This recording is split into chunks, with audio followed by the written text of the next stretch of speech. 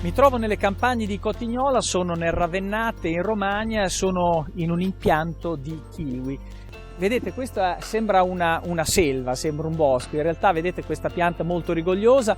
Siamo andati in una delle aziende che è stata risparmiata dalla gelata primaverile e qui la produzione è abbondante. Guardate, io mi addentro a questo tunnel naturale perché sotto di questa selva c'è chi raccoglie il kiwi. Eccoci qua, lui è Alessandro Patuelli. Buongiorno Alessandro, state raccogliendo questo kiwi, adesso magari dopo usciamo da questo tunnel che è anche coreografico, vedo che c'è una carica incredibile di frutti quest'anno. Sì, fortunatamente quest'anno i frutti ci sono, grazie ai sistemi di antibrina ad acqua. Entreremo in questo dettaglio. Allora, intanto descrivici la tua azienda, che è una impresa frutticola a tutto tondo. Sì. Hai molto kiwi, però diciamo che sei frutticoltore con altre varietà. Quindi hai quanti ettari complessivamente? 35 ettari, 7 ettari di kiwi, 7 ettari e mezzo di kiwi, ho 4 ettari e mezzo di susine, 3 ettari di albicocche, 2 e 3 ettari di nettarine. Poi ho 5 ettari di pere, 4 per la conserva Italia, per la trasformazione in succhi e 1 per il consumo fresco. Insomma, hai il tuo da fare. Senti, facciamo un passo indietro, poi magari usciamo e andiamo, anzi lo facciamo subito perché magari qua siamo anche un po' stretti, stiamo e lasciamo lavorare e ci mettiamo magari davanti al tuo trattore, così vediamo anche alle spalle i beans con all'interno i kiwi.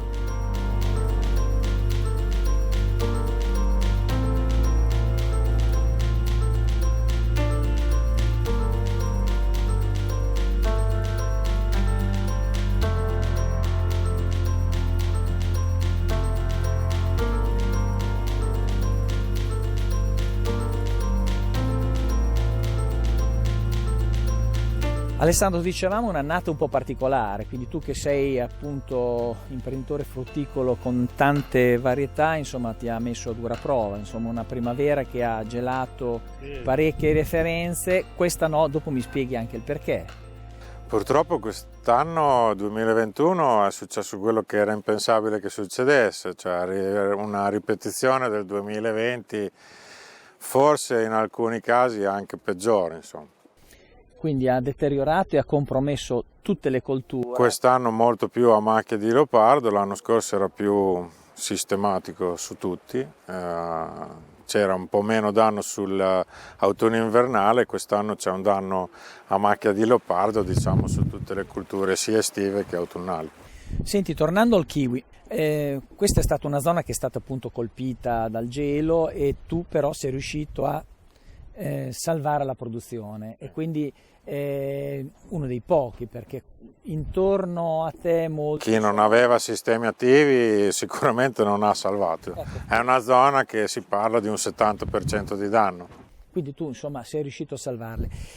Sistemi attivi, in questo caso tu hai un sistema antibrina che scatta e entra in azione quando la temperatura scende, quindi c'è un automatismo che ti consente di... Sì, un automatismo con una persona umana. Certo, questo sicuramente, perché comunque quando scende la temperatura scatta l'impianto sotto chioma che ti consente di abbassare, insomma, di tenere alta, anzi... La temperatura, di sostenere la brinata, insomma. In questo caso tu quest'anno hai fatto andare in azione parecchie volte questo sistema. Quest'anno il periodo delle brinate è durato intorno ai 40 giorni e 19 notti ha funzionato l'antibrina. Dopo dipendeva appunto dalle condizioni climatiche, però quest'anno 19 notti il sistema ha funzionato ed è rimasto acceso per 19 notti. Quindi un impegno non da poco. Non da poco e anche un rischio perché comunque deve funzionare tutto alla perfezione. E anche un costo. E anche un costo, sì.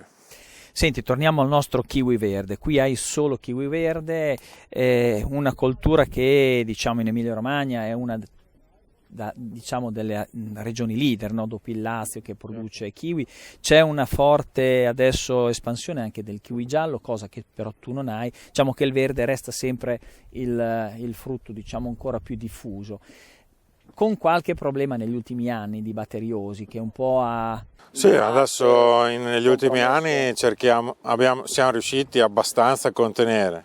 È chiaro che, come dicevi giustamente, il kiwi giallo e il kiwi rosso stanno crescendo e anche queste due tipologie di frutto risentono ancora di più dei problemi anche della PSA, ma anche della cimice, per dirne un altro, insomma. Però diciamo che il PSA negli ultimi anni siamo riusciti a gestirlo, non a risolverlo, a gestirlo. A gestirlo, che è questa batteriosi che colpisce la pianta. Senti, allora alle nostre spalle c'è la trattrice e i beans, quindi si raccoglie e il prodotto va direttamente a questi grandi cassoni. Ho visto che hai trovato un accorgimento per evitare... Questo qui serve semplicemente per proteggere l'operatore mentre esce, perché altrimenti insomma rischia di così essere agganciato da questi rami. Senti, una pianta un anno come questo c'è un'annata molto, vedo che insomma c'è una carica importante. Ogni pianta quanti chili può fare, diciamo nel suo massimo? Nel suo massimo dai 30-40 kg, con punte anche di 50, ma insomma i 40 kg. Questo significa che un ettaro potrebbe arrivare a 40 tonnellate. 500 quintali ad ettaro, insomma, è una produzione 400, importante. sì. Diciamo che non è normale questo. Nella media com'è? La media qual è? La media non me la ricordo, ma direi che siamo attorno ai 200 quintali, 250 quintali, anche perché dopo ci sono terreni completamente diversi. Qui ci troviamo nei terreni più fertili della Romagna. Chiaro che degli impianti di kiwi su nelle zone collinari che hanno meno problemi di brina hanno dei terreni più vecchi, quindi... Impianti anche molto costosi, insomma, diciamo che è un investimento importante per un produttore. Un investimento. Senti, io vorrei spostarmi adesso, magari andiamo a vedere un po' quelle casse, poi mi spieghi un po' anche come viene raccolto, che tipo di operazione viene fatta in campo. Ok.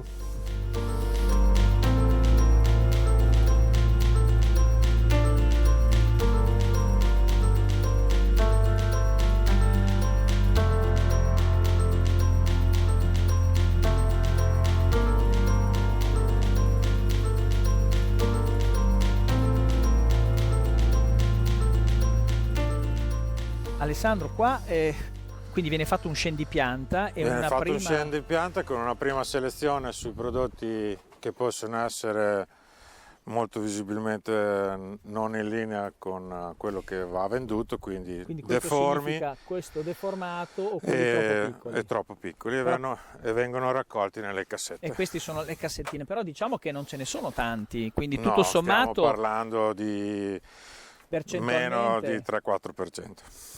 Quindi voglio dire, perché le piante... durante l'estate sono stati controllati i frutti diradati ed è stato tolto lo scarto. Quindi voi d'estate... Perché ad esempio nelle drupacce viene fatto un diradamento per crescere la pestatura. Anche qui è per crescere la pestatura, ma comunque diciamo che viene anche tolto lo scarto.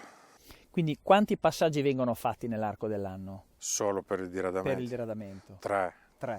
Quindi c'è un lavoro continuo per sì. cercare poi di ottenere questa qualità. Sì.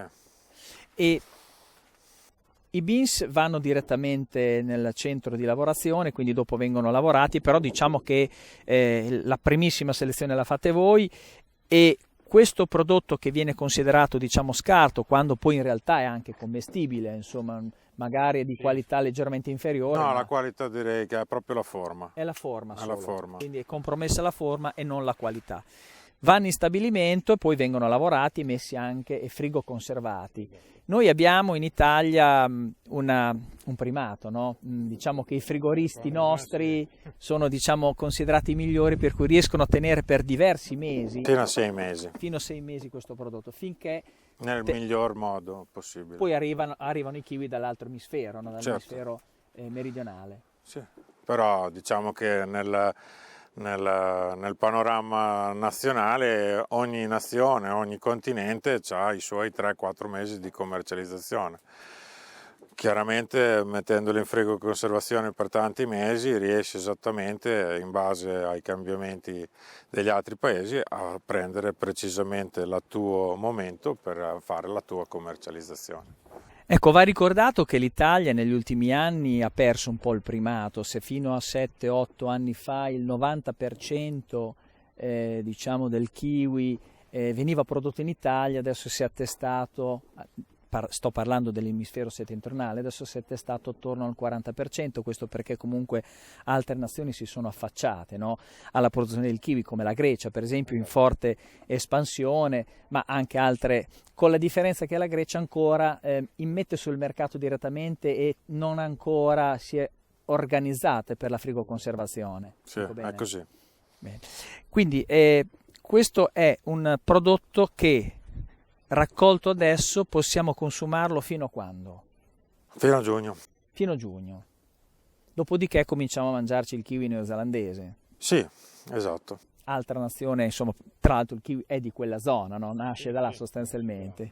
Quindi un po' siamo diventati, diciamo, i principali protagonisti, nonostante ci sia pervenuta da quella zona, da quell'area, un frutto che poi ha preso piede. Sì, siamo comunque considerati ancora tra i migliori produttori di kiwi, io credo, sia per proprietà organolettriche che come produzioni, perché comunque anche la Zespri, che collabora con i principali strutture cooperative come Agrintesa, dove consegno io, ci ha scelto, insomma, e quindi ci ha scelto, ci supporta in campagna con i suoi tecnici, cioè, ha riconosciuto le capacità di questo territorio. Dei produttori e anche delle strutture.